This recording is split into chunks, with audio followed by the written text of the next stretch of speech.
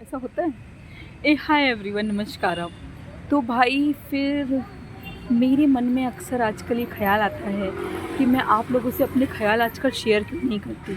जैसे पहले एक्ट करती थी, अपने थॉट शेयर करती थी, पोएम बोलती थी, वैसा आजकल कुछ नहीं करती।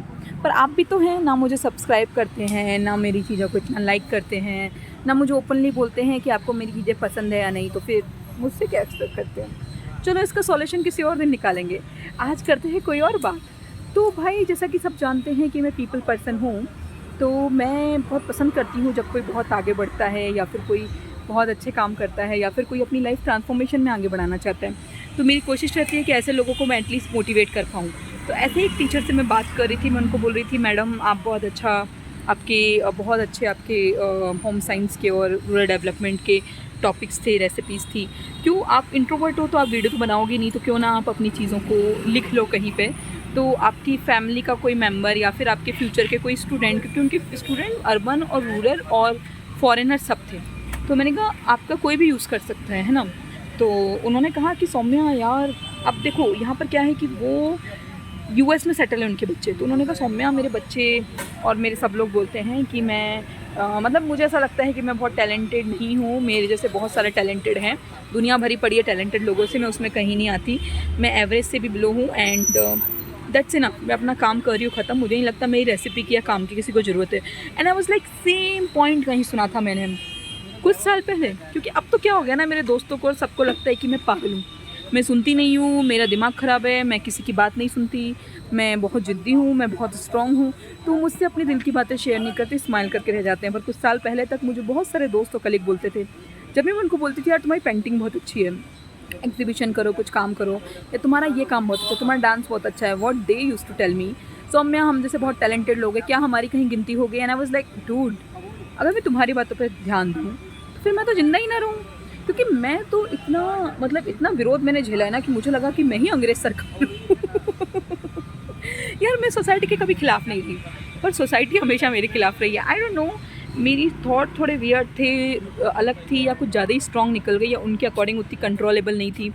और आई डोंट नो, मेरी किस्मत ने भी कभी मौका नहीं दिया उनको गलत साबित करने का। क्योंकि कुछ भी कर लो पर सोसाइटी को सिर्फ वही लोग, सोसाइटी उन्हीं की इज्जत कर पाती है जो लोग या तो अपनी फैमिली से बहुत अच्छे हों, बहुत अच्छा बैकग्राउंड हो और उन किसी के सपोर्ट से आगे बढ़े हों, या फिर जो लोग के पास पैसा बहुत आ जाए, उनकी किस्मत ऐसे पलट जाए, या फेम आ जाए, या वो बहुत चालू हो जाए, या वो बहुत आगे बढ़ जाए। अदरवाइज सोसाइटी किसी की नहीं सुनती। तो मतलब मैंने सोचा कि यार मैं तुम्हारी बातों से अगर मैं अपने ऊपर लागू करूँ तो मैं तो कहीं स्टैंड नहीं करती, मुझे तो हर बार विरोध झेलना पड़ता है, मैं फिर ये सब क्यों कर रही हूँ। एंड मतलब मैंने देखा है कि मतलब अगर तुम्हारी बातों को अगर लोग ध्यान दें, तो जो राम सेतु में जो गिलहरी ने हेल्प की थी भगवान राम की रेत ले जाने में, तो वो भी बहुत छोटा ही काम था, पर भगवान राम ने तो उसे एक्सेप्ट किया। क्या कोई फ़र्क पड़ता अगर गिलहरी नहीं होती? नहीं पड़ता, पर गिलहरी के होने से थोड़ा फ़र्क तो पड़ा। ऐसे ही मंगल पांडे हैं, गांधी जी हैं, ऐसे कितने ही लोग हैं जिन्होंने हमें सपोर्ट किया और आज हम फिर क्रांति बन गई है ना।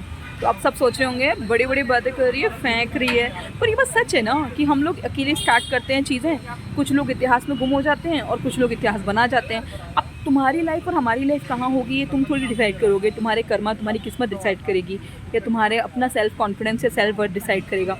और कोई और बताए कि तुम उतने काबिल नहीं हो या तुम उतने वर्थ वाले नहीं हो, तो वो तो मतलब क्या बोलूँ, फिर तो वही बात हो गई कि बिना खाए खाने का मैं बताऊँ कि तुम्हारी दाल में नमक कम है। क्यों भाई, कैसे देख लिया, कैसे देखोगे तुम दाल को बिना टेस्ट किए कि तुम्हारी दाल में नमक कम है। तो मुझे ऐसा लगता है कोई और हमारी वर्थ नहीं बता सकता।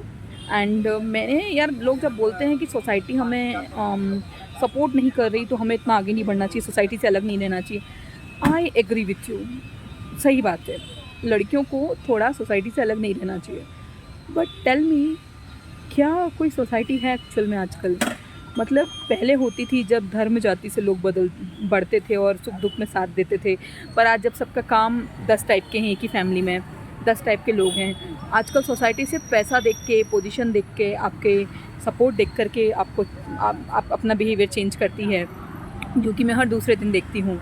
तो आपको लगता है कि अगर इस तरह से मतलब जो लोग आप इस तरह से पल पल बदल रहे हो गिरगिट जैसे, क्या उनकी बात आपको सुननी चाहिए? आप उन लोगों की बात सुनोगे क्या? उन लोगों की बातों पे ध्यान दोगे जो 2-2 मिनट में अपने पॉइंट बदल रहे हैं? जो मतलब मेरे साथ ही हुआ है कि मुझे एक ग्रुप था, मैं अपना किस्सा बताती हूँ। एक ग्रुप था 2020, 21, 22 में मुझे मिले 20-21 में। एंड लड़के ज़्यादा से लड़कियाँ कम थी, पर था पूरा group.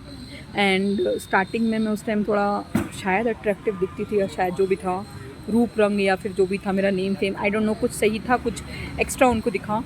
And they used to tell me, Saumya तेरी कॉमेडी कितनी प्यारी है, तेरा सेंस ऑफ ह्यूमर कितना अच्छा है, कितनी बढ़िया है, जॉनी लीवर जैसे। सौम्या तो कितना सीरियस बोलती है, कितना अच्छा बोलती है, इतना ज्ञान कहाँ से लाती है। सौम्या तेरी एक्टिंग कितनी अच्छी है, मतलब मान गए क्या कूल लेडी है।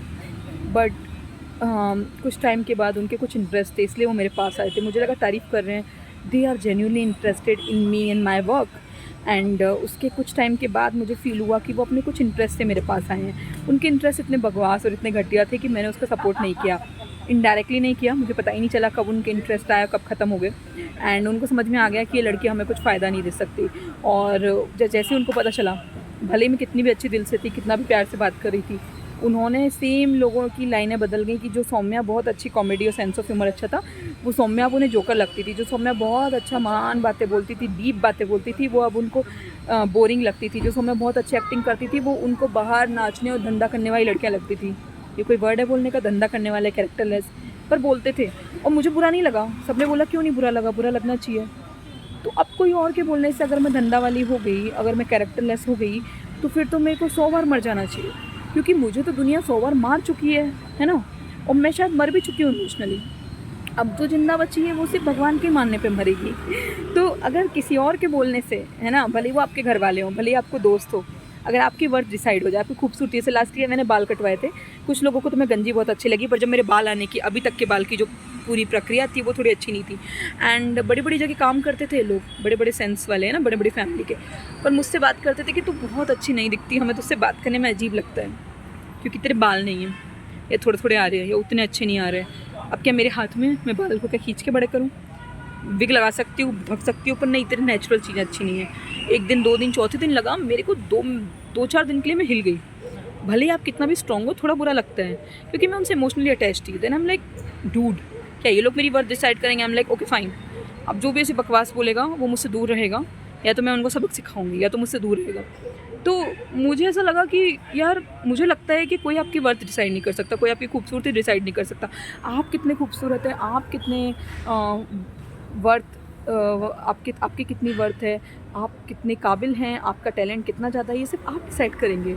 और अगर आप सोचेंगे कि दुनिया में साथ दे तो अब साथ दे, तो पता है आप, मुझे लगता है सबसे बड़ी किस्मत का खेल होता ही है, कर्मा और किस्मत, और आपका खुद की सोच।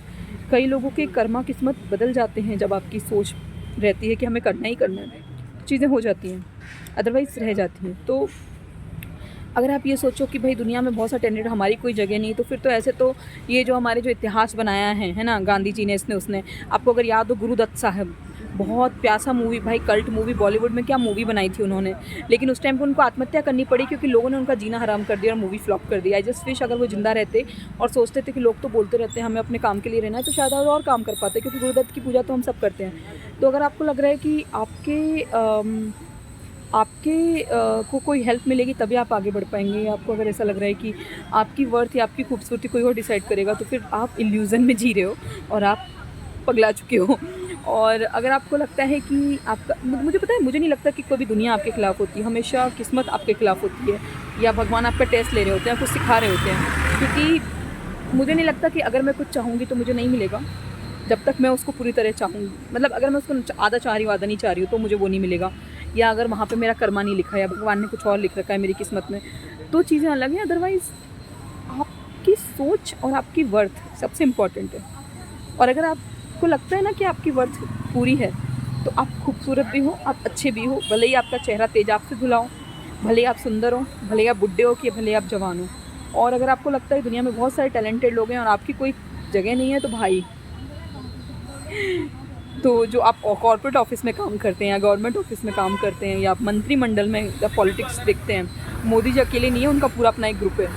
तो ऐसा नहीं होता, सबकी अपनी योगदान होता है। आप बस स्टार्ट करें, फिर आपकी किस्मत और आपका वर्थ और लोग आपको भगवान बताएंगे कि कितनी दूर जाना लिखा है। आपका वो टैलेंट थोड़ी दूर है कि बहुत दूर है। और दैट्स इट यार। लेडीज़ प्लीज़ किसी और की बातों में मत आना, मर जाना लेकिन किसी और की बातों में मत आना। ये सोसाइटी बहुत मैनिपुलेट करती है, बहुत पागल करती है।